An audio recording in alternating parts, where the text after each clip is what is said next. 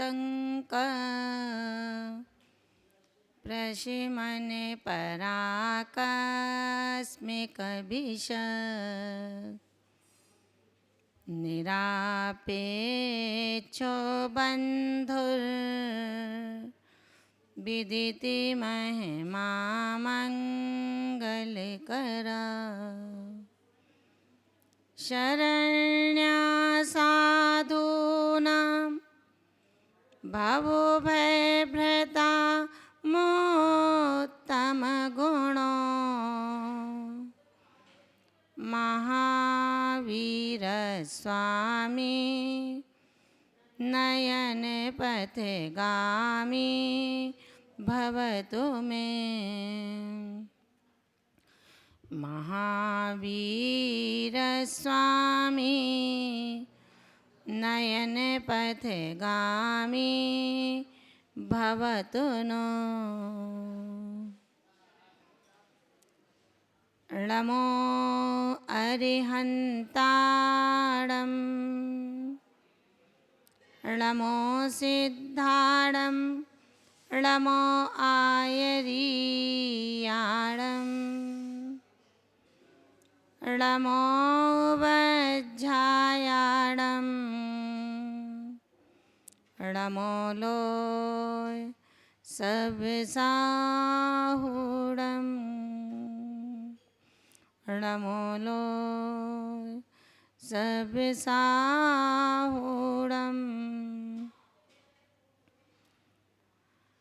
जिन चरणों में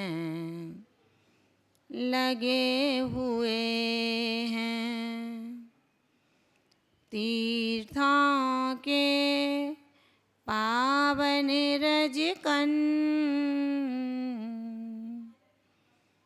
बड़े भाग्य से मिल पाता है उन चरणों का स्पर्शन जिनकी हित मित प्रिय वाणी करती है संताप हनन परम पूज्य माँ विशुद्धमती जी को मेरा सौ सौ बार नमन परम पूज्य गुरु विशुद्धमती जी को मेरा सौ सौ बार नमन। जबली आदि ब्रह्मा तीर्थंकर आदिनाथ भगवान की जय। शासन नायक तीर्थंकर श्री महावीर स्वामी की जय। चैतन्य चमत्कारी तीर्थंकर श्री पार्श्वनाथ भगवान की जय। चतुर्विंशत तीर्थंकर भगवान की जय। परम पूज्य गुरुदेव आचार्य श्री निर्मल सागर जी महाराज की जय। 3,9 करोड़ मुनि महाराज की जय। परम पूज्य गुरुवर्या भारत गौरव गणी आर्यका श्री विशुद्धमती माता जी की जय। श्रीमद् जैन धर्म की जय। उत्तम क्षमावाणी पर्व की जय।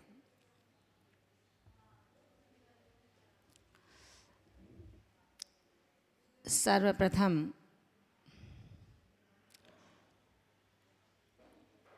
उस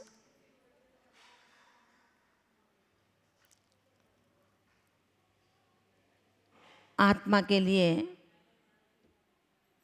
नमन करती हूँ जो अपने सतत सठ आवश्यक में तल्लीन होने के साथ साथ अंतरात्मा की ओर बढ़ रही हैं, जिन्होंने गुप्तियों को और इंद्रियों को गोपन और जीतने का पुरुषार्थ अपनी प्रत्येक चर्या में प्रति समय करती रहती हैं, जिनका आदर्श आचरण हम सबके लिए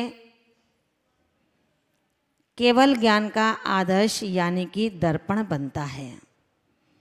आज नहीं, क्योंकि पर्याय उसमें बाधक है।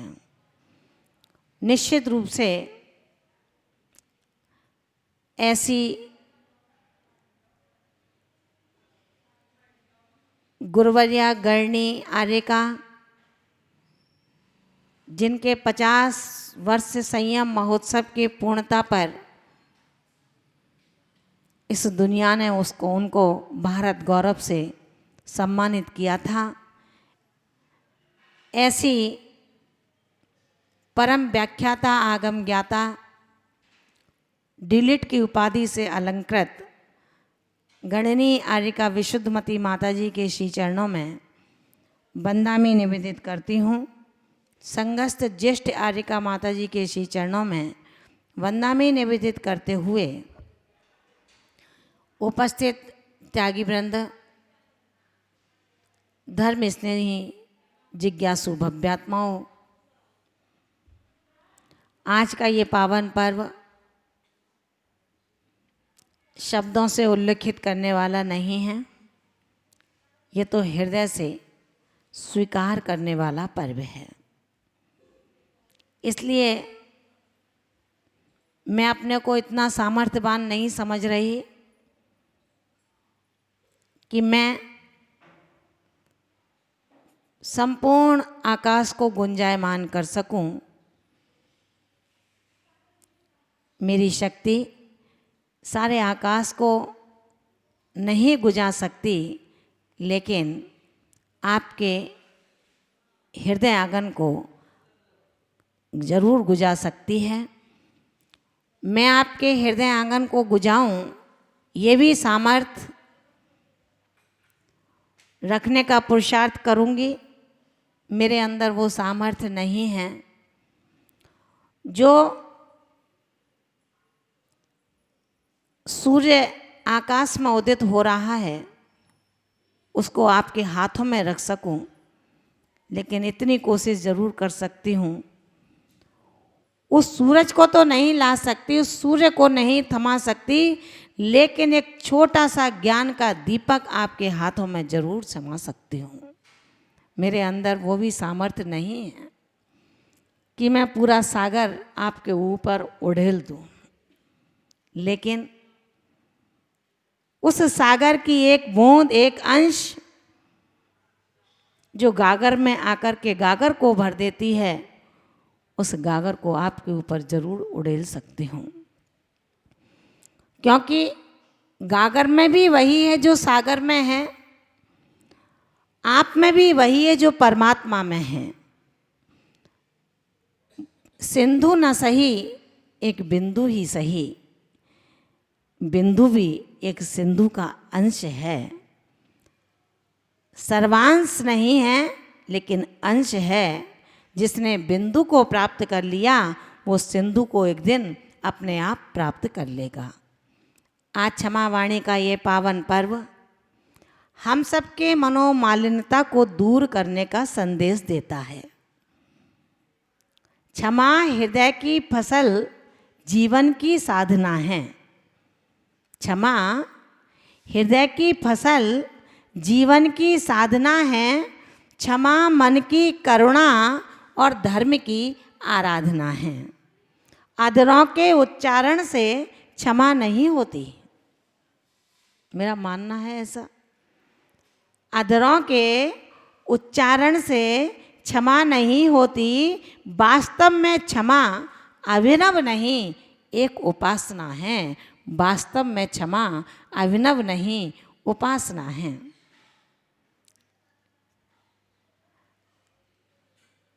मानवता उस महापुरुष में जी भरकर मुस्काती है।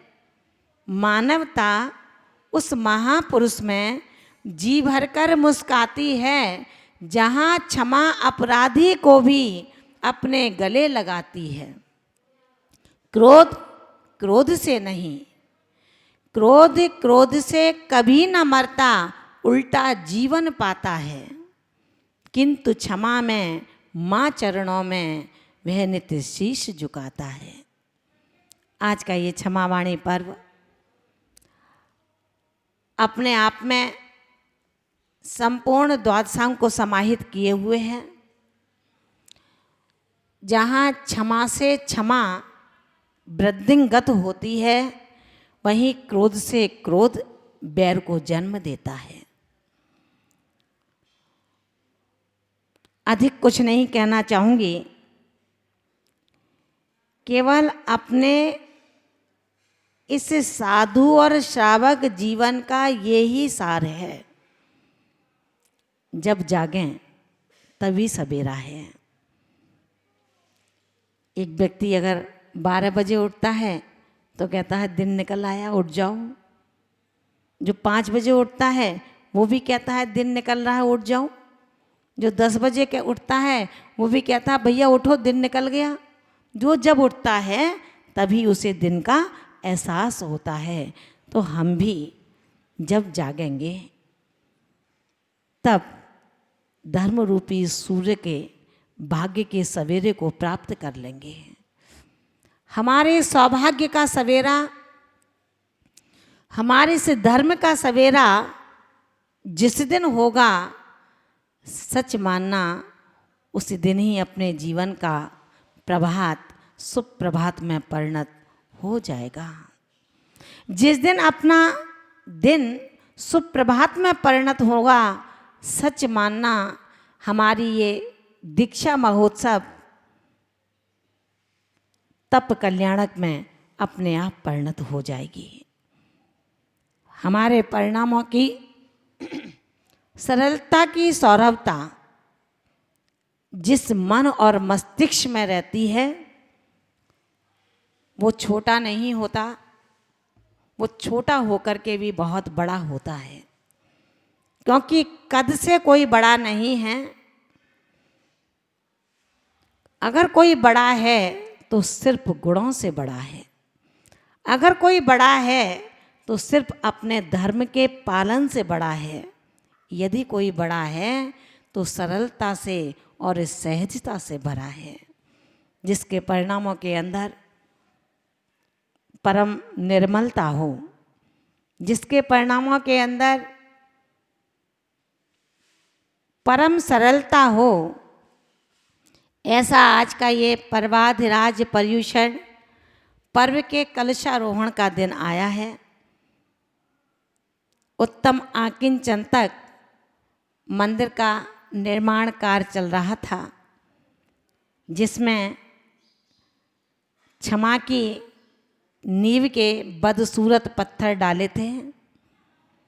उसके बाद समता और श्रद्धा के सीमेंट और जल से उसका निर्माण कार्य शुरू किया, जिसमें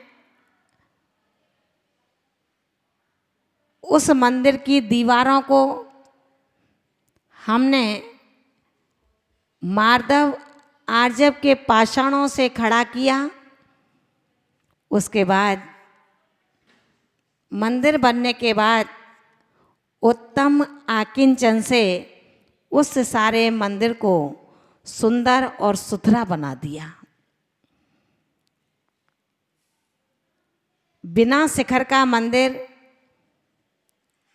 शोभा नहीं देता। उस प्रकार जैसे सौभाग्यवती नारी आभूषण पूरा सौभाग्य कर ले लेकिन एक बिंदी ना लगाए तो अच्छी नहीं लगती। पूरा भोजन 32 पकवानों के साथ थाली में सज कर के आ जाए, उसमें नमक ना हो तो स्वाद नहीं लगता। इसी तरह वो मंदिर जो आपने उत्तम आकिंचन तक बनाया और उस पर ब्रह्मचर्य का शिखर चढ़ा दिया, उस शिखर पर जब तक कल से नहीं चढ़ेंगे तब तक वो मंदिर पूर्ण मंदिर का रूप ग्रहण नहीं कर पाता। आज उस मंदिर पर क्षमा वाणी के सुंदर कलशों का आरोहण करना है।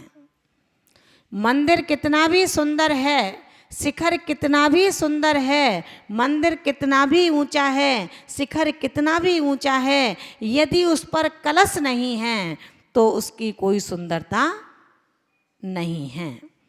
उसके सुंदरता के अभाव में उस बने मंदिर की, जो शिखरबंद मंदिर है, उसकी भी महत्वता कम हो जाती है। इसलिए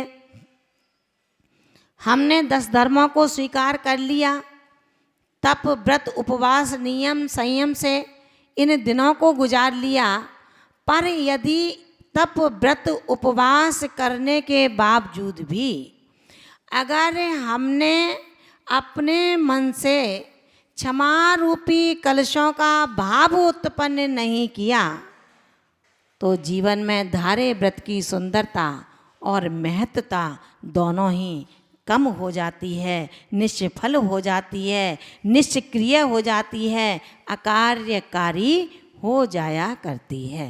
इसलिए क्षमा के अभाव में जैन दर्शन ने जीवन को अधूरा बताया है। यह क्षमावाणी पर्व सर्वोन्मुखी शुद्धि का पर्व है। पर्युषण पर्व की ऐसी महिमा है जिसकी नींव क्षमा और जिसके कलश भी क्षमा। ध्यान रखना महान भावों, जहाँ क्षमा करना है वहाँ क्षमा मांगना भी है। दोनों कार्य हो जाएं तो मुक्ति के द्वार का स्वयमेव उद्घाटन हो जाया करता है। हमें मुक्ति के द्वार स्वयमेव मिल जाया करते हैं। आज गृहस्थ धर्म की परंपरा को निभाते हुए तमाम परिवार ऐसे हैं जिनके घर में आज भी राम और लक्ष्मण जैसा भ्राता प्रेम है, और तमाम परिवार ऐसे हैं जिनके घर के अंदर मामा शकुनी जैसे इंसानों का जन्म है। जहाँ लड़ाई ना हो, जहाँ संक्लिष्टता ना हो, जहाँ संघर्ष ना हो, वहाँ पर वो ऐसा पासा डालता है जैसा कभी मामा शकुनी डाला करता था। उन सब के लिए ये धर्म संदेश देता है, क्योंकि ये सत्य है कि शायद ऐसा कोई इंसान नहीं है जिस पर गलती नहीं होती। एक भगवान ऐसा है जिस पर गलती नहीं होती। इंसान गलती कर देता है, करना चाहता नहीं है, लेकिन उससे हो जाती है। तो जैन दर्शन कहता है गलती करना मानव का स्वभाव है। ना चाहते हुए भी कोई ना कोई गलती अवश्य ही हो जाती है। इंसान अपनी तरफ से लाख सावधानी बरते, लाख अच्छा करना चाहे, लेकिन सामने वाला हो सकता है उसकी अच्छाई को अच्छाई रूप महसूस ना करे। आप बहुत अच्छा बोलते हैं, हो सकता है सामने वाला आपके किसी एक शब्द का अर्थ अपनी दृष्टि से लगा ले और अच्छे बोल पर भी कहीं ना कहीं कुछ ना कुछ ऐसे बिटंडा बात पैदा कर दे जो संक्लेश का माहौल बने, परिणामों की कलुषता का माहौल बने। आचार्य भगवंत कहते हैं गलती का होना दुर्भाग्य नहीं है, लेकिन गलती को गलती न मानना एक बहुत बड़ा दुर्भाग्य है, बहुत बड़ी नादानी है, बहुत बड़ी मूर्खता है। जो गलती को गलती ना माने और गलती करने के बाद भी उसको छिपाने की कोशिश करता है, और छिपाने के बाद यदि भेद खुल भी जाता है तो चढ़ कर के सामने आता है। आचार्य भगवंत कहते हैं अपनी गलती पर लीपापोती करके सही ठहराना ये अपराध नहीं, महा अपराध है। गलती को गलती मान करके सुधारना, भविष्य में पुनः वो गलती न करना, ये मानवता का एक सूत्र है। वही क्षमा वीरों का आभूषण है, जो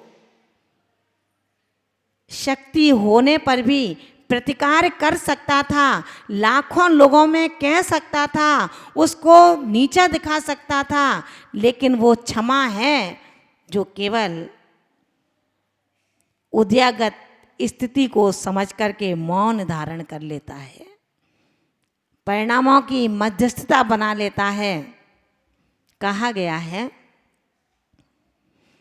करे गलती पे जो गलती उसे शैतान कहते हैं, करे गलती जो अपनी सुधारे अपनी गलती जो उसे इंसान कहते हैं, करे ना जिंदगी भर गलती उसे मेरे भगवान कहते हैं, जो गलती ना करे कोई उसे इंसान कहते हैं।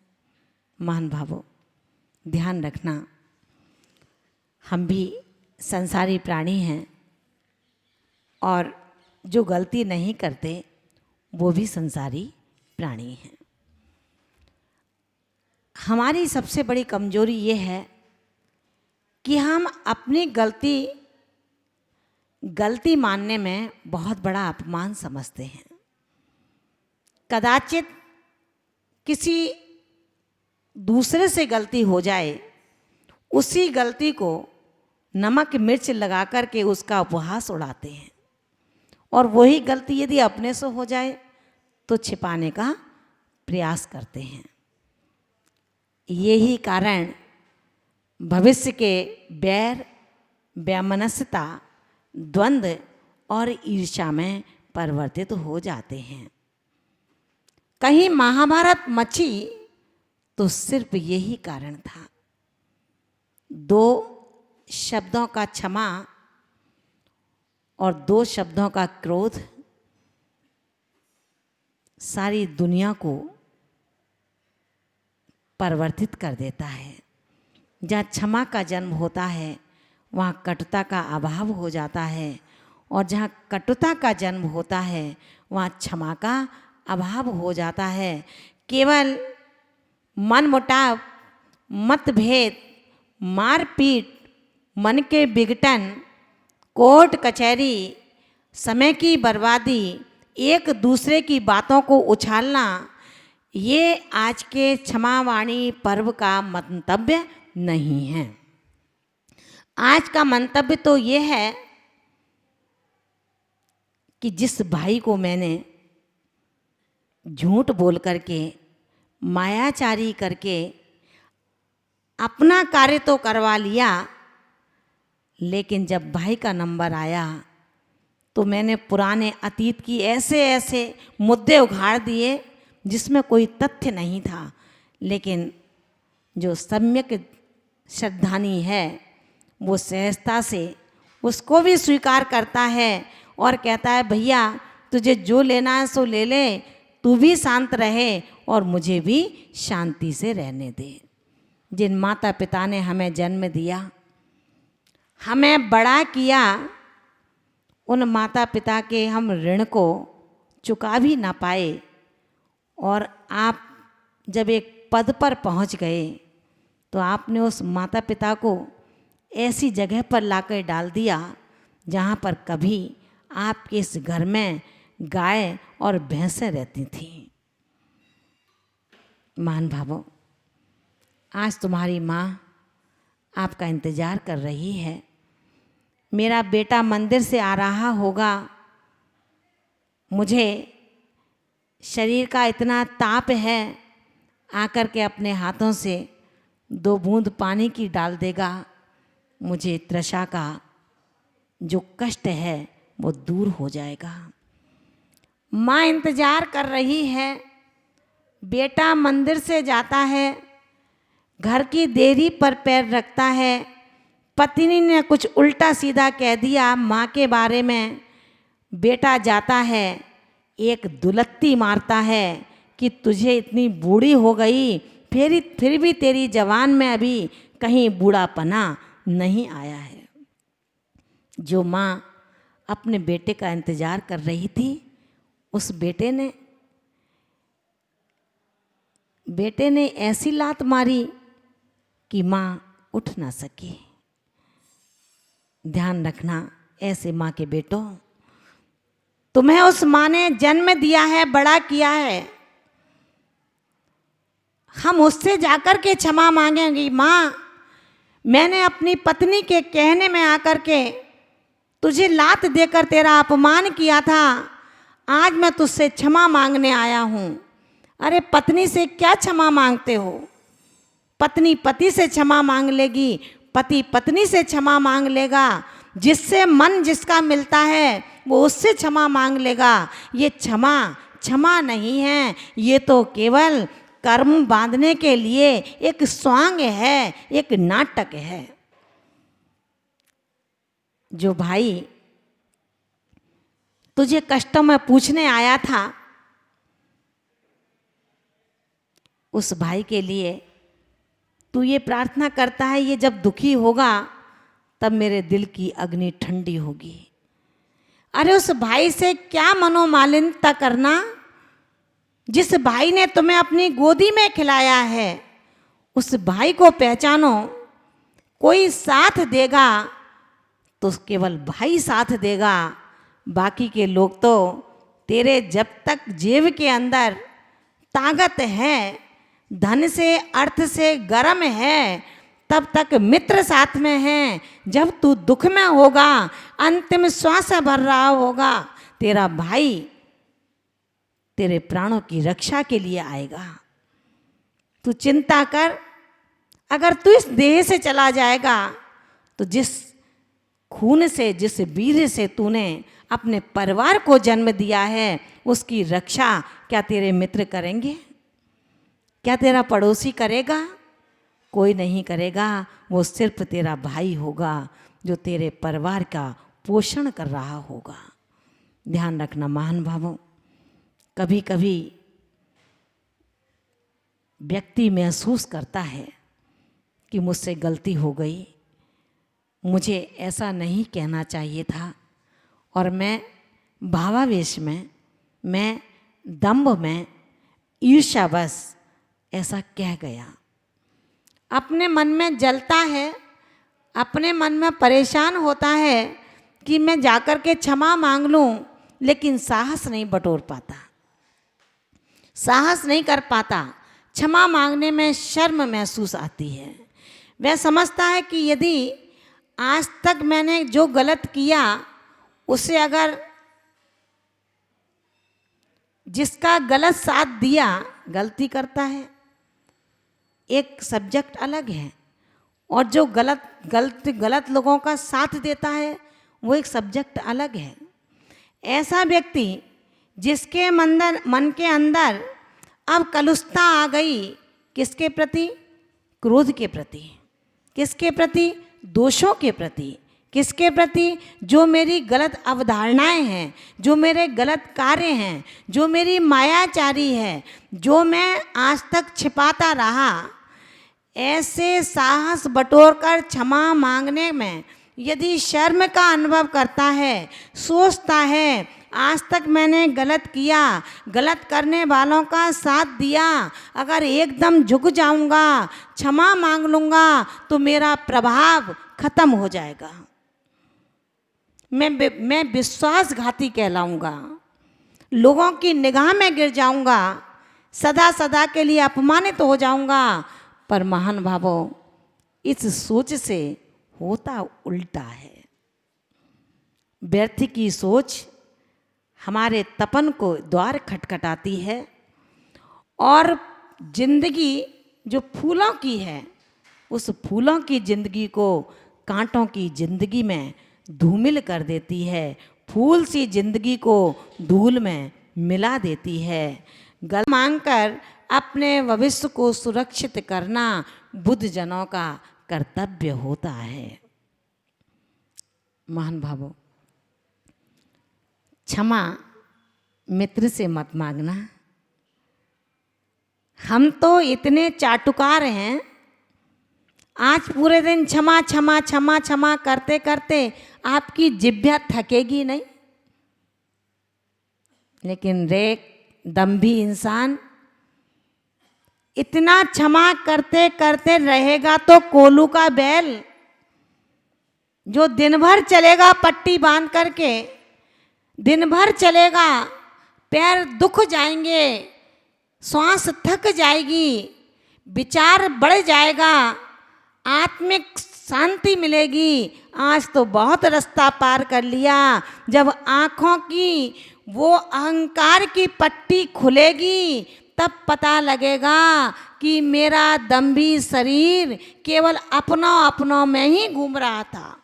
फोन से क्षमा मांगेंगे, ओ भैया तस्मिच्छामि दुक्कड़म, जो 1000 किलोमीटर दूर बैठा है उससे क्षमा मांगेंगे, अंतर्देशी भेजेंगे, लिफाफा भेजेंगे, व्हाट्सएप पर मैसेज भेजेंगे। भैया मन वचन काज से कोई क्षमा करना अगर दिल दुखाया हो तो। और जो तेरे घर में, तेरे कमरे के पड़ोस में तेरी भाभी बैठी है, तेरा देवर बैठा है, फूटी आंख देखना पसंद नहीं करेगा। क्षमा 1000 किलोमीटर बैठे अपने मित्र के लिए नहीं थी, क्षमा तो उसके लिए थी जिसके साथ तूने दुर्व्यवहार किया है। क्षमा उसके लिए थी जिसके साथ तूने अपनी जिंदगी में कुछ छिपाया है। क्षमा उसके प्रति थी जिसको तूने भरी समाज में अपमानित किया है। क्षमा उसके लिए थी कि तूने अपने गुरु के लिए पूरे संघ समुदाय के बीच में जवाबदारी की है और अपनी कटुता को ऋजुता में दिखाने का माया जाल रचा है। क्षमा उसके लिए होता है जिसकी थाली को तूने खींच करके पटक दिया है और खुद पेट भर के भोजन किया है। तेरा करुणा ये पत्थर दिल कब पिघलेगा? ये पत्थर के परिणाम तुझे कहीं पाषाण में ना बना दें। रोज मंदिर जाएगा, अभिषेक करेगा, गुरुओं के चरण वंदना करेगा, श्रुत को बार बार झुकेगा, ये सारी क्रियाएं उसी को शोभा देती हैं जो आत्मा निरंतर अनंतान बंदी कसाय से विगलित होती जाती है। जिसका अनंतान बंदी कसाय नित्य नए दौर से बढ़ रही हो। अब आप ये मत सोचना कि मेरी कसाय नहीं बढ़ रही होगी। आपकी कसाय हंसने से कसाय का विगलन नहीं होता। हंसता तो वो है जो अंदर खिसियाया हुआ बैठा है। दौड़ता तो वो है जिसके अंदर ताकत नहीं है। वो दिखाता है कि मेरे अंदर शरीर में इतनी पुष्टता है। जिसके अंदर सच्ची शक्ति है, जिसके अंदर धर्म का सच्चा श्रद्धान है, वो ईर्यापत शुद्धि से धीरे धीरे जीवों की रक्षा करते हुए अपने डग को भरता है। जो भाग रहा है, तहस नहस कर रहा है, दिखा रहा है कि मैं बहुत बड़ा तपस्वी, मैंने 10 दिन के उपवास किए हैं, 32 दिन के उपवास किए हैं, इतना त्याग किया है, इतने व्रत धरे हैं, इतना तप किया है। ये तप का पलड़ा कभी ऊंचा नहीं होगा उस क्षमा के पलड़े के आगे। उस सरलता के पलड़े में मायाचार, दंभ, ईर्ष्या, बैर, इन ग्रंथियों को कितना भी खोल बंधा हुआ रख देना, पूरा पलड़ा भर देना, लेकिन ये क्षमा के पलड़े के बराबर कभी नहीं आ सकता है। हे भव्यात्माओं, आपका हर दिन यूं ही गुजर रहा है। रात्रि को सोते समय मन में पश्चाताप की अग्नि जरूर झुलसती होगी कि आज का भी दिन मेरी जिंदगी का एक अच्छा दिन निकल गया। जहाँ ना सिर में दर्द हुआ और हुआ भी, असाता का द्रव्य आया भी तो ऐसा आया जिसने मेरे नियमों को भंग नहीं करने दिया, आया तो ऐसा आया जिसने मेरी भाषा सम्मति को विकृत नहीं होने दिया, आया तो ऐसा आया मैं किसी दूसरे के ऊपर अवलंबित ना हो पाया। उस दिन को मैंने आज गुजार दिया, लेकिन अनंतानुबंधी के बंधन को खोल ना पाया। महान भावों, जो जिस आत्मा की अनंतानुबंधी कसाय नित्य विगलित होती जाती है, कहीं इंसान सात्विक वृत्ति वाला हो पाता है तो अपना तिरस्कार अपमान देखकर गलतियों को ढूंढता हुआ क्षमा धारण कर पश्चाताप की अग्नि में जलता हुआ अपनी ही गलती का नाश कर देता है। और जो दूसरों पर कीचड़ उछाले, आज का पर्व अपने को संभलने का कह रहा है कि कोई बात नहीं है, आज तक दूसरों को देखता रहा, आज का पृष्ठ तू पलट ले, जिस पर कुछ लिखा है उसको पिनों से दबा दे, अथवा कोई रिमूवर हो, इरेजर हो, उससे बिगाड़ दे जो डिलीट हो जाए, और अच्छे परिणामों को सेविंग कर लो। सेविंग करने के बाद अच्छे परिणामों को आप दूसरों को फॉरवर्ड कर सकते हो, और यदि गंदे परिणामों को फॉरवर्ड करोगे तो ध्यान रखना उत्तम क्षमा वाणी के हत्यारे कहे जाओगे। ये उत्तम क्षमा वाणी का दिन ऐसा है, दूसरों के ऊपर हम किंचित भी कीचड़ न उछालें, महापुरुषों की सात्विक वृत्ति को स्वीकारते हुए हम तमाम उन विकृताओं से बचें, तमाम उन विकृतियों की गांठों को खोलें, अपने मन की कुंडी को खोलें और गुरु के सामने ऐसे रख दें जैसे नवजात शिशु। कपड़े उतारो तो लज्जा नहीं, कपड़े पहनाओ तो सज्जा नहीं। माँ के प्रति उसके जो भाव रहते हैं, परिवारी जनों के प्रति उसकी जो निर्विकार रहते हैं, बस ये साधु का जीवन, सज्जन का जीवन साधु का जीवन कहलाता है, सज्जन का जीवन कहलाता है, इंसान का जीवन कहलाता है, मानव से महामानव का जीवन कहलाता है, जो निर्विकार होते हुए, निर्लज्ज होते हुए, लज्जा से रहित होते हुए अपनी हर दुष्कर्णी को आज हम अपने गुरु के, अपने माता पिता के चरणों में समर्पित कर दें। मैंने आज तक ये विचार किया था, हे गुरुदेव मुझे ऐसी सामर्थ्य प्रदान करें, अब इन गलतियों की कभी पुनरावृत्ति मेरे जीवन में न हो पाए। महान भावों, पार्श्वनाथ बनना है, नाम के पारस बन के पारस भैया कभी पारस नहीं बन पाओगे। हमारे सामने मुस्कुराने से तुम्हारी तीर्थंकर की मुस्कुराहट नहीं मिलेगी। मुस्कुराना है तो शत्रुओं के सामने मुस्कुराओ, मुस्कुराना है तो उनके सामने मुस्कुराओ जिन्होंने तुमको अपमानित किया है, जिन्होंने तुम्हें बंटवारे के समय कुछ नहीं दिया या दिया है तो उसको वापस लौटा दो कि भैया अधिकार से ज़्यादा आ गया है, अब इसको तुम रख लो, तुम्हें कुछ नहीं मिला और मैंने सब कुछ ले लिया। ध्यान रखना महान भावों, हम पारस के अनुगामी बनते हैं, उनके चरणों पड़ते हैं उस बालक की तरह जो माँ घंटे 2 घंटे 3 घंटे बाद साधुओं की चर्या से घर जाती है तो बालक लिपट जाता है, चक्कर काटता है, मेरी माँ आ गई, मेरी माँ आ गई। ऐसे ही सम्यक दृष्टि धारक मोक्ष मार्गी वो साधु शिशु परम पिता परमेश्वर के दर्शन करने मंदिर में जाता है, उसकी प्रदक्षिणा लगाता है, हे पिता परमेश्वर मेरी रक्षा करना, मैं आपका भक्त शिशु आपके चरणों में आया हूँ इसलिए कि आप जैसा निर्विकारी बन जाऊँ, ना राग रहे ना द्वेष रहे। महान भावों, केवल याचना से क्या राग द्वेष मिट जाएंगे?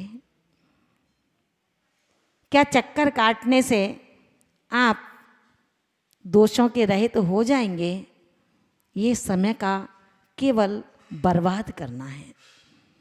आप चक्कर ना काटें, आप मंदिर ना जाएं, आप स्वाध्याय ना करें, लेकिन जिन व्रतों को ग्रहण किया है, जिन्होंने तुम्हारा उद्धार किया है, उन चरणों की धूल माथे पर लगा लगा कर अगर माथा घिस जाए फिर भी समझना बहुत कम है।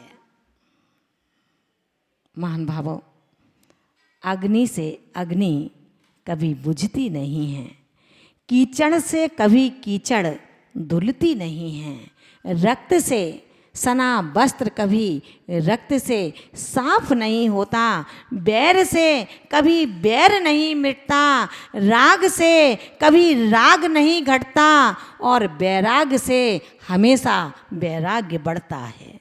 तो क्यों ना हम बैराग्य को धारण करें और राग को हटाएं।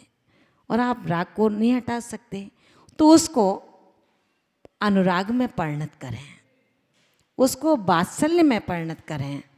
क्योंकि संस्कृत में जो छ शब्द आया है, छ माने क्षमा, ये छ शब्द 2 अक्षरों से मिलकर बना। आप व्हाट्सएप चलाते होंगे तो सब जानते हैं, हिंदी की टाइपिंग में शब्दों का जो संधि विच्छेद नहीं जानता होगा वो हिंदी की टाइपिंग नहीं कर सकता, अथवा जिसने केवल कीबोर्ड को रट लिया है वो कर सकता है। बाकी जिसने कीबोर्ड हिंदी का नहीं देखा होगा और जो शब्दों के संधि को जानता है, जिसने हिंदी व्याकरण को अच्छे से पढ़ा होगा, वो शब्दों को बता देगा ये व्यंजन बना कैसे।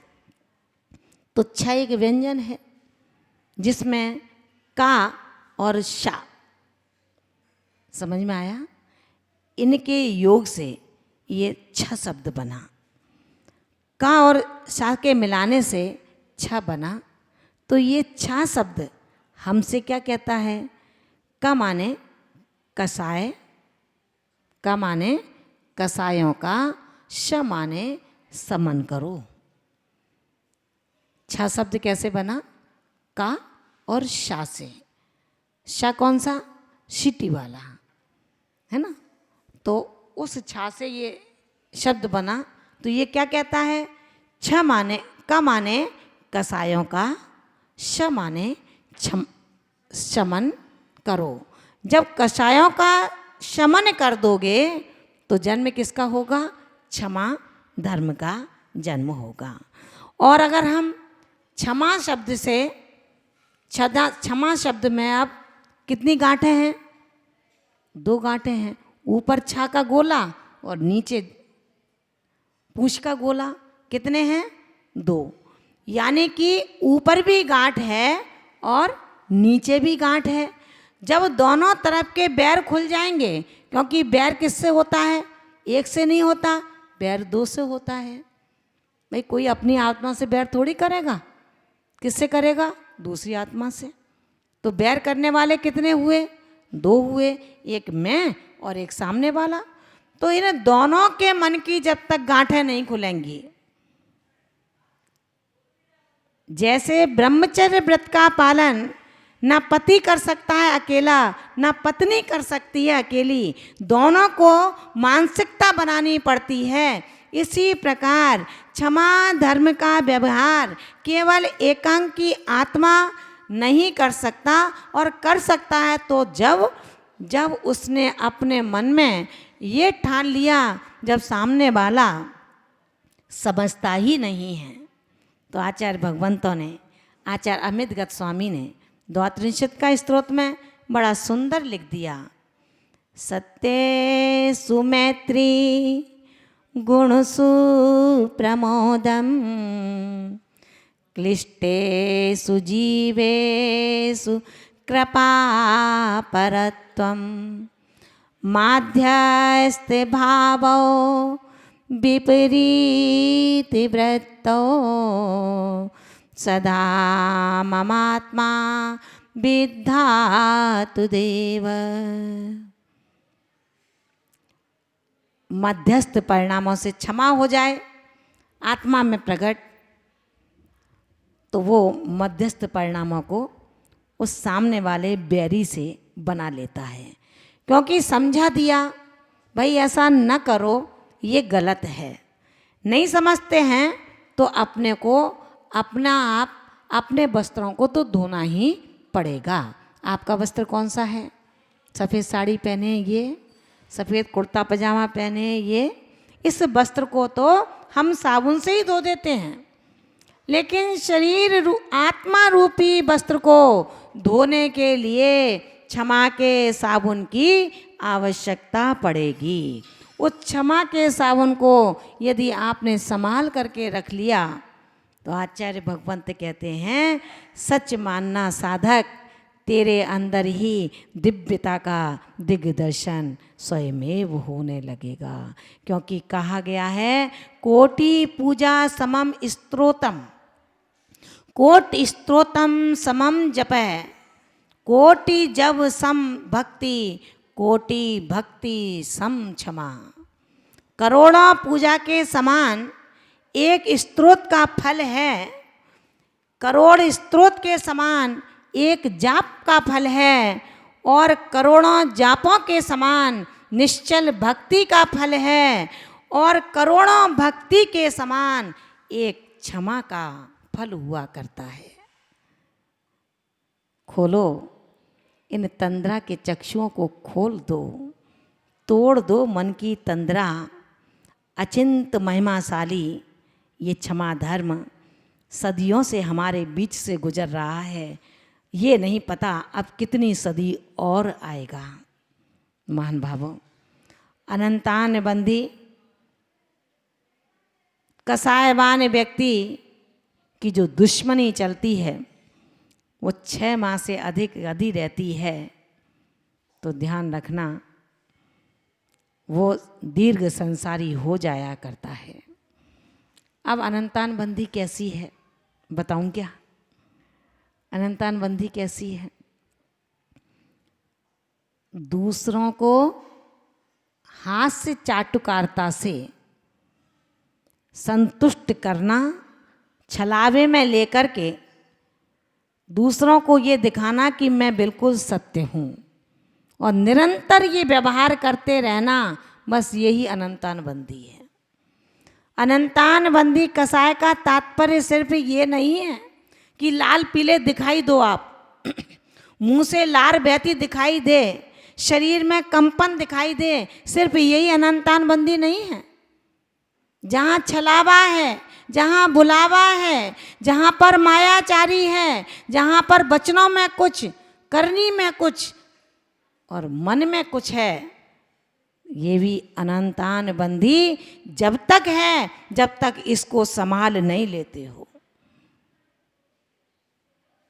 ध्यान रखना,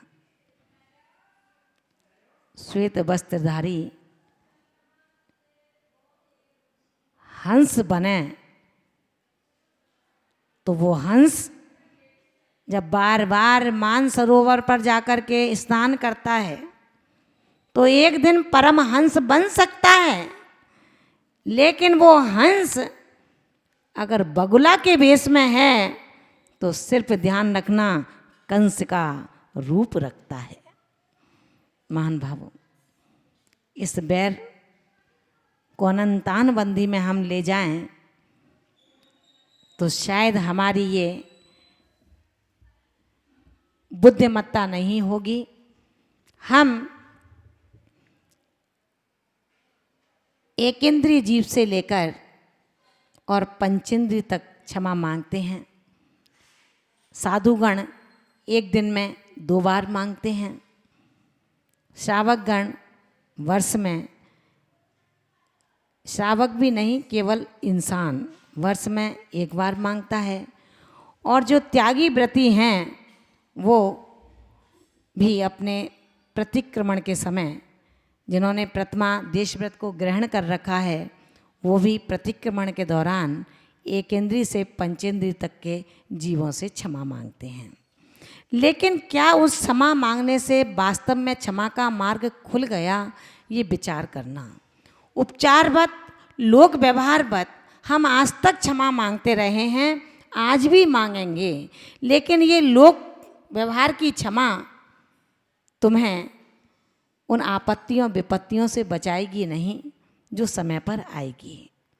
ध्यान रखना, जो कर्म समय पर पक कर के उदय देते हैं उसका निर्जीर्ण होना कोई महत्व नहीं रखता, लेकिन जो कर्म अभी उदीर्णा के काल में नहीं आए हैं, अपनी क्षमा से, सरलता से, तपस्या से, व्रतों से उस फल को जो हमें 31 दिन बाद उदय में आएगा उसको आज ही उदय में ले आना, ये उदीर्णा हमारे लिए कार्यकारी है, वो तपस्या हमारे लिए कार्यकारी है। हम क्षमा आज उससे मांगे जिस बेटे के गाल पर कल मैंने चांटा मारा था, आज उस बेटे से क्षमा मांगना। आज उससे क्षमा मांगे जिसने बेटा होकर के अपने पिता की मखौल बनाई थी, अपने पिता को द्रव्य नहीं दिया मांगने पर, क्योंकि पिता बड़ा साधारण था कसायों के परिप्रेक्ष्य में, जो सीधा है, सरल है, और समझदार पत्नी आ जाए तो समझती है घर मैं चला रही हूँ, पति तो मेरा बेकार है। ध्यान रखना, ऐसी पत्नियों के लिए ये क्षमावाणी पर्व नसीहत देता है कि दंभ में फूलो मत, वो पति नहीं किसी दिन परमात्मा बनेगा। जो सरल है, सहज है, तुम्हें जीने का ढंग दे रहा है, आज उस पति से क्षमा मांगनी है जिस पति का मैंने जिंदगी भर मखौल उड़ाया है, जिस पति को मैंने अपने इशारों से नचाया है, उस पति से आज क्षमा मांगना। वो बेटा क्षमा अपने बाप से मांगे जिसको मैंने कभी अपना पिता नहीं माना, नौकर जैसा मान करके जब पैसा मांगता था उसकी हाथ में थमा देता था, जो मैं कहूँ सो करना पड़ेगा। ऐसा एक पुत्र अपने सम्मानीय पिता से क्षमा मांगे, सच्ची क्षमा वाणी उसकी वो होगी। कितने भाई ऐसे बैठे हैं जो चाहते हैं मेरा भाई आए उसे अपने सीने से लगा लूं, लेकिन निष्ठुर भैया ऐसा है, ना देखना पसंद करता है और ना खुद को दिखाना पसंद करता है। उन भाभियों से कहना चाहती हूँ जो एक घर में 2 नहीं, 3 नहीं, 4 नहीं, 8 हैं, 5 हैं, जो अकेली है वो भला किससे माथा फोड़ेगी। लेकिन जो दौरानी जेठानियों के बीच में हैं वो उनको अपनी दौरानी जेठानी ना समझे, उनको छोटी बहन समझे, उनसे क्षमा मांगे कि बहन क्षमा करना, मैंने आज तक तुझे अपने देवर की पत्नी समझा था, लेकिन आज से मैं तुझे अपनी सहोदरा समझती हूँ। उनसे क्षमा मांगना। उन बच्चों से क्षमा मांगना जिन बच्चों ने आपसे कहा था कि मम्मी पापा चलो ना महाराज माता जी के पास, मुझे भी दर्शन करा दो, मुझे भी दर्शन करने हैं। आपने उनके गाल पर एक थप्पड़ मार दिया था। आज के बाद जो तैने कहा कि मुझे महाराज माता जी के पास ले चलो, आज उन बच्चों से क्षमा मांगना जिन बच्चों को मैंने मंदिर जाने से रोक दिया था। महान भावों, आज उनसे क्षमा मांगनी है जिनसे आपने अपने धन के दंभ में आकर के अपने घर का नौकर बना करके रखा। जब वो देर से उठा तो आपने 2 डंडों की से उसकी कमर तोड़ी थी। उसका शरीर छू करके देखते तो पता लगता आज देर से इसलिए उठा क्योंकि उसको आज बुखार था। जो नौकर तुम्हारे घर की रोज सफाई करता था, समय से पहले उठता था, सेठ जी कह कर के पीछे आगे रहता था, तुम्हारे जूते तुम्हारे पैर से उतारता था, तुम्हारे जूते तुम्हारे पैरों में पहनाता था, आज यदि उसे तीव्र ज्वर हो गया, उठ नहीं पाया, तो तुमने उसके कमर पर एक लाठी का प्रहार कर दिया। आज उससे क्षमा मांगना, उससे क्षमा मांगने का दिन है। ध्यान रखना, जब छोटा बेटा आपका कभी गुम हो गया था, वो ढूंढते ढूंढते ना मिल पाया। आज बरसों गुजर गए, मेरा बेटा था, बेटा नहीं मिला, न जाने कहाँ चला गया। आज भी आंखें खोजती हैं कहीं मेरा बेटा मिल जाए। काश वो बेटा तुम्हारे घर में ही नौकर बन करके रह रहा हो तो कैसा होगा। सच मानना मित्रों, ऐसा ही हुआ। बच्चा गुम हो गया, आज तक नहीं मिल पाया। सेठ था, पैसे वाला है, मेरे यहाँ तो नौकर काम करते हैं। एक नौकर ले आए, छोटा बच्चा था 12-14 वर्ष का, नौकरी करने लगा। फटे हाल में, अगर शर्ट आगे से साबुत है तो पीछे से फटी है, अगर एक बाजू सही है तो दूसरी बाजू है ही नहीं, जिसका पैंट फटते पड़ते शॉर्ट हो गया है। ऐसा वो छोटा सा नौकर तेरे घर की सफाई में लगा है। जब तुम चाय पिलाते हो तो घर के अंदर जो बच्चों ने, पत्नी ने, पति ने, पिता ने चाय पी है, उसकी घूंट घूंट चाय जो बच गई है उसको एकत्रित करके तुमने उस बच्चे को दे दी जो तुम्हारे घर का नौकर है। ध्यान रखना, वो नौकर एक दिन उठ नहीं पाता। सेठ मंदिर से जाते हैं, पत्नी से कहते हैं क्या बात है, आज बैठ अपने घर की सफाई नहीं हुई? बोले हाँ, वो नालायक नौकर अभी तक उठा ही नहीं है। बदतमीज, कितनी देर से आवाज़ लगा रही हूँ, सुनता ही नहीं है। सेठ ने जो मंदिर करके गया था, माता जी के दर्शन करके गया था, रो रो करके गया था, रोया था आकर के माता जी के पास। माता जी ने पूछा भैया रो क्यों रही हो? तो कोई शब्द नहीं निकले, क्योंकि नाटक था। नाटक नहीं होता तो रोता नहीं, वो पाप से डरता। जो पाप से ना डरे वो पापी नहीं, महापापी है जो सिर्फ नाटक करता है। माता जी के चरणों में, महाराज के चरणों में आकर के 9 आंसू बहाना, और जब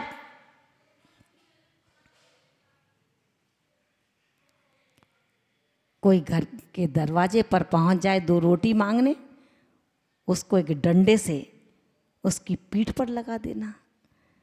ऐसे धर्मात्मा हैं। आज उन धर्मात्माओं को उनसे क्षमा मांगनी है। जो बच्चा तीव्र बुखार में उठ नहीं पाया था, सेठ यहाँ से रो रो करके, जाप दे करके, बड़े बड़े व्याख्यान दे करके, जेब में से नोटों की गड्डी निकाल करके कमेटी को देकर गए कि भैया महाराज माता जी हैं, अच्छे से रख रखाव करना, इन्हें कोई परेशानी ना हो, ध्यान रखना। शब्दों की परेशानी, आँखों के आंसू, बिना बात के टपकाना, बिना बात के बोलना, ये तुम्हारी बड़प्पन को कायम नहीं रखते हैं। ये तो सिर्फ पाप कर कलई चढ़ाना होता है। ध्यान रखना। घर पर गए, घर पर जाकर के आप बदल गए। यहाँ भक्त थे और वहाँ कम भक्त बन गए।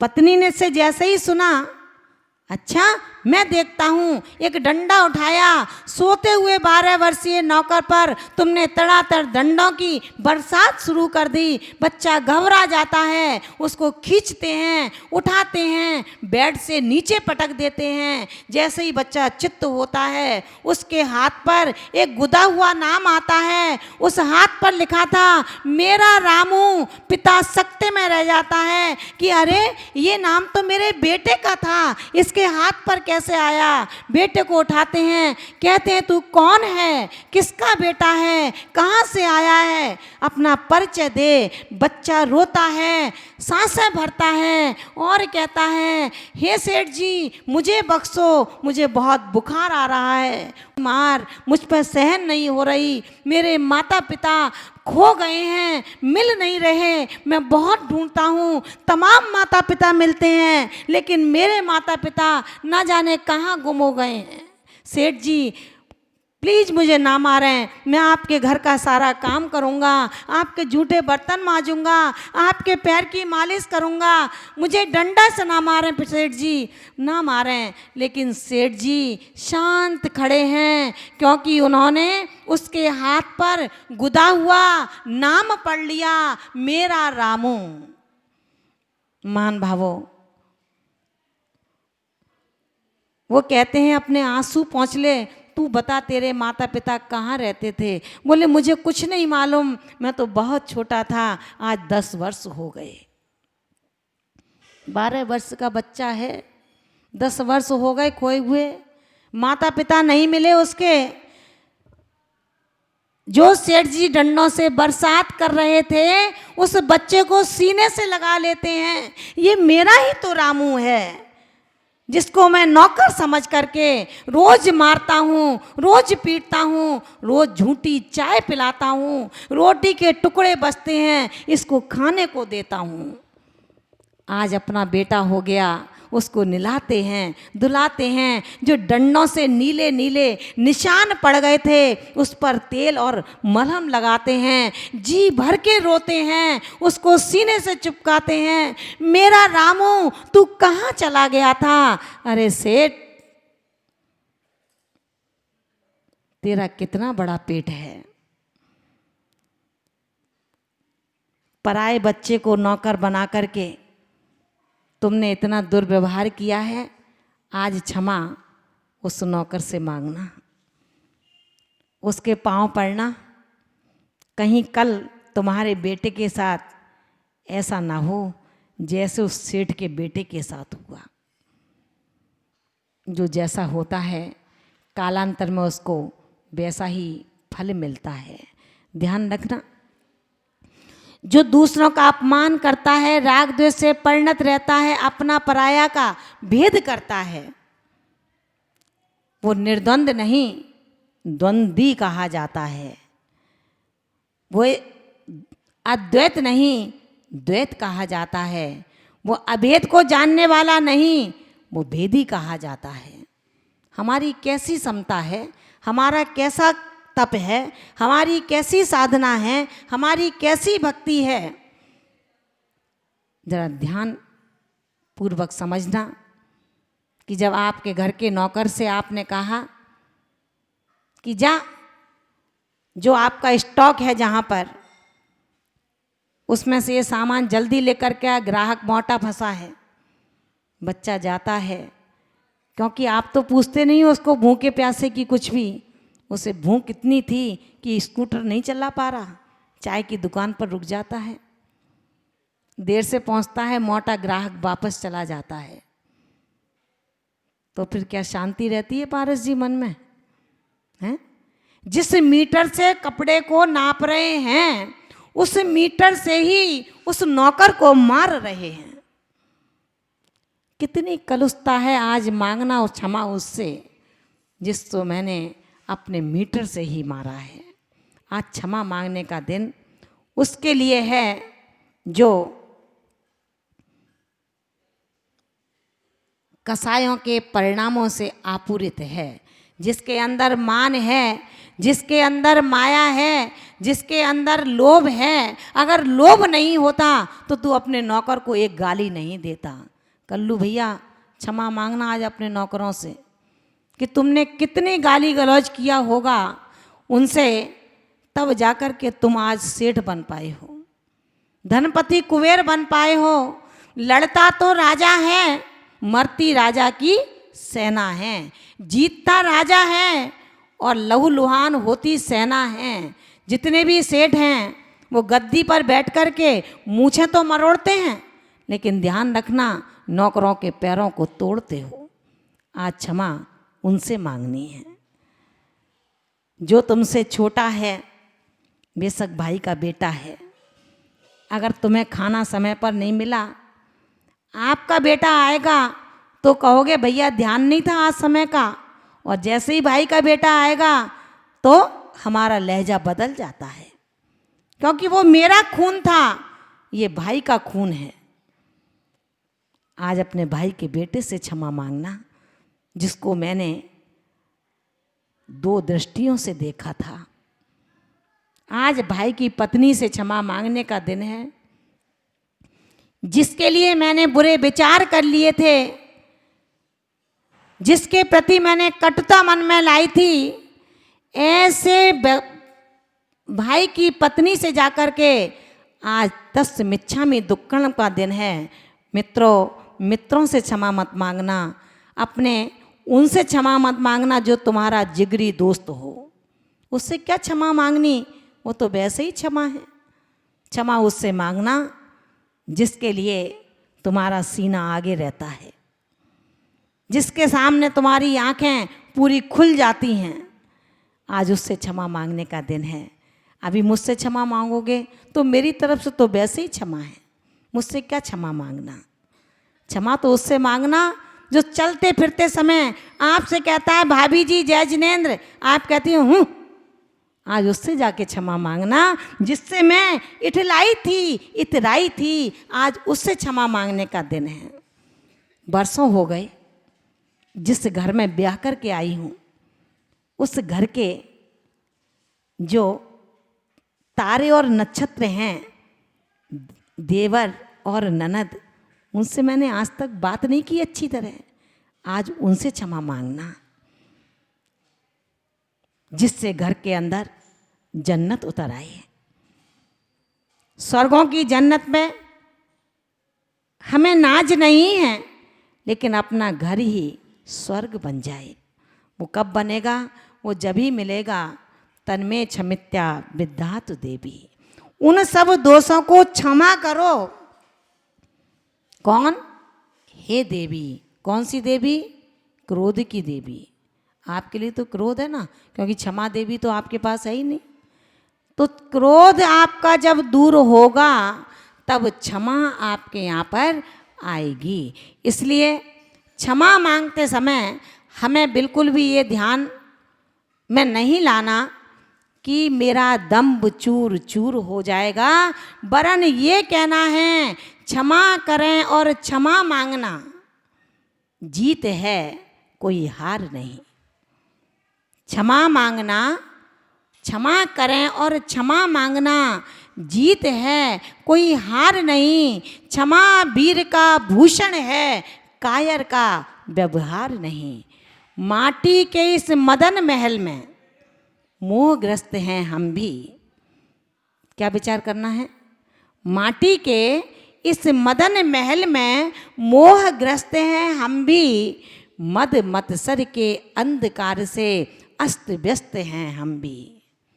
भूल चूक हो ही जाती है, भूल चूक हो ही जाती है, जाने व अनजाने में। मुझसे भी यदि भूल हुई हो कोई किसी बहाने में। मैं आपको नहीं सुना रही है, आप विचार कर रहे हैं कि माता जी अपनी क्षमा मांग रही हैं, अपने को क्या फर्क पड़ता है। मैं नहीं मांग रही क्षमा अभी आपसे। क्षमा कौन मांगेगा? जिसने गलती की है।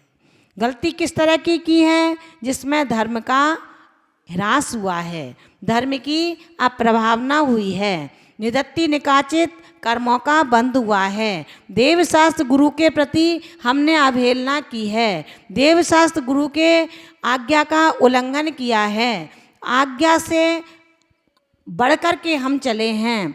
लक्ष्मण रेखा सीता ने पार की तो उसे रावण ले गया, और आज्ञा की रेखा का यदि आप उल्लंघन करोगे तो आपको पाप का रावण उड़ा करके ले जाएगा। इसलिए क्या कहना है?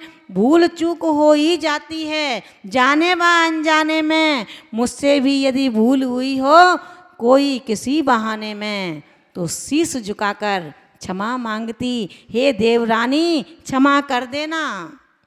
किसको कहना है ये? ध्यान रखना।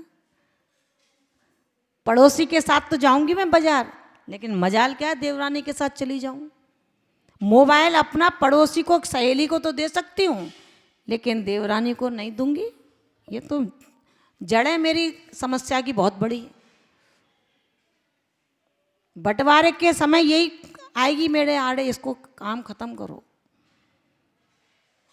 शीश झुकाकर क्षमा मांगती, हे देवरानी क्षमा तू कर देना, क्षमा वाणी के इस बेला पर तू भी सुंदर मैं भी सुंदर ऐसा मन कर लेना। ये क्षमा आपको मांगनी है। किससे मांगेंगे पारस भैया आज क्षमा? मांगेंगे भी नहीं मांगेंगे ये आप देखना। आज का दिन ऐसा है, सदियों से जिनकी गांठें हैं उन गांठों को खोलने का समय है। उन गांठों को हम अगर खोल देंगे तो निश्चित मानना आज हमारा क्षमावाणी पर्व सार्थक हो जाएगा। क्षमावाणी पर्व के इस सार्थकता पर केवल हमें यही ध्यान रखना है, क्षमावाणी का पावन दिन ये बीच हमारे आया है। आज नहीं ये तो सदियों से भरपूर हमने पाया है, लेकिन क्षमा ना किया आज तक, ना खुद क्षमा को पाया है। गलती पर गलती को करके क्रोधी भाव जगाया है।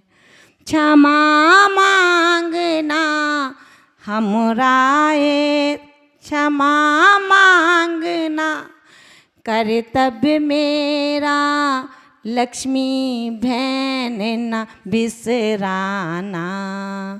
क्षमा सभी को कर के तुम अपने घर तक यूं जाना।